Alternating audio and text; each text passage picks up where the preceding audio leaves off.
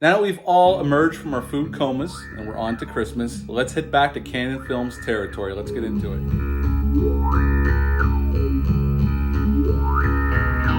Hey, welcome back to the channel. Hope everyone's doing well out there. Hope everyone had a great Thanksgiving. Now we're on to Christmas. I posted a video of the tour of our 2021 Christmas display. You can find out down below if you're interested in that.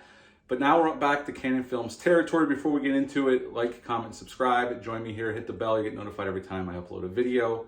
Now we're going to talk about The Hitman that was released by Canon Pictures. The Canon Film Group had already went bankrupt. This is their reorganized wing of the same kind of group of people. Some people left, some people stayed behind. They formed Canon Pictures, went from 91 to 94, and this was one of their pictures.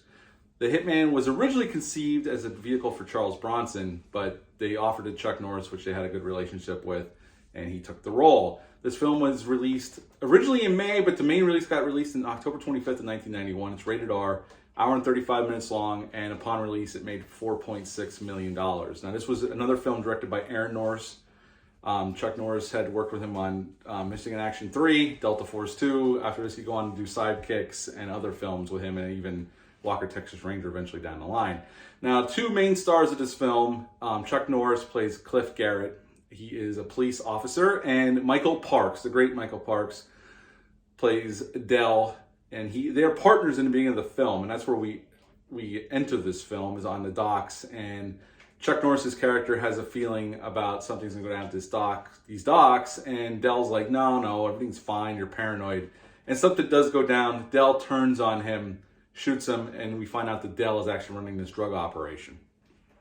Fast forward some time, because Chuck Norris gets shot a bunch of times. He's in a coma. He emerges from the coma, and he goes undercover, and he starts working for these mobs. Well, the Italian mob in this, well, it's supposed to be Seattle. They film most of this in British Columbia.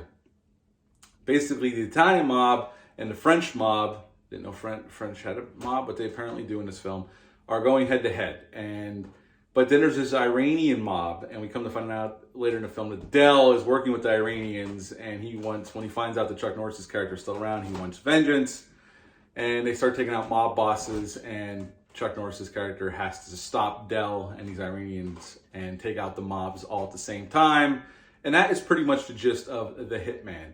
Now, this is a typical Chuck Norris movie. I got Charles Bronson on the brain. But I gotta be honest, there is some good stunt work here. There's some cool action scenes. It's decently shot by Aaron Norris, the action scenes alone. The story is basic potboiler stuff. It's nothing groundbreaking here. It's basically mobsters against mobsters, and there's this undercover cop in the mist that has to try to take them all out while they don't know it and come out the other side. And that's pretty much the movie. Chuck Norris is good here. He's stoic. He doesn't say a whole lot like most of his films. When he does talk, he talks low and slow. Michael Parks has the more flashy role, and Michael Parks relishes those type of roles whenever he has them. He plays an excellent bad guy, and he chooses the scenery, and we love Michael Parks. He's awesome in these kind of films, and he's good here. Production-wise, it looks decent. It's decently shot. This is when Canon Pictures didn't have a whole lot of money. They were so cash-strapped, in fact, that the lab that was processing the film wouldn't even let them access it until they got payment. That's the only way they would let them access their footage, and that tells you something about how cash-strapped they really were at this point. I mean, they only lasted 3 years anyway. But overall, you got some good action scenes, which is why you come to a Chuck Norris film. It's fairly quickly paced. It's only an hour and 35 minutes long. There's a cool little subplot with a neighbor kid who Chuck Norris kind of takes under his wings and shows him how to defend himself against this bully that keeps bullying him. It's a nice little heartfelt subplot. And it does go somewhere, but most of this is just basic action movie stuff. There's nothing groundbreaking here, but that's not why we come to watch this film. We come here to see Chuck Norris kick ass, and he does in fact kick ass. And Michael Parks is true to scenery, and he does, and he gets his comeuppance at the end, and he gets a pretty satisfying death considering how big of a scumbag he is. And you know, I haven't seen this movie in probably 15, 20 years, and I was entertained by it. It's not the best action film I've ever seen, but it's a decent little action film that was put out by Canon Pictures when they were really hurting for money. And it's a decent little film. I'd highly recommend it if you're into these type of films, especially if you're a Canon Pictures fan and a Chuck Norris fan. This is definitely one of his better pictures in the 90s, because later on, Sidekicks is all right, but some of the films after this, like Hellbound's god awful, and some of those, I think he has a Forest Warrior film. I can't even remember all of them. Some of those movies are absolutely shitty. But this is a pretty decent little action film, so if you like Chuck Norris, I suggest check it out if you've never seen this film.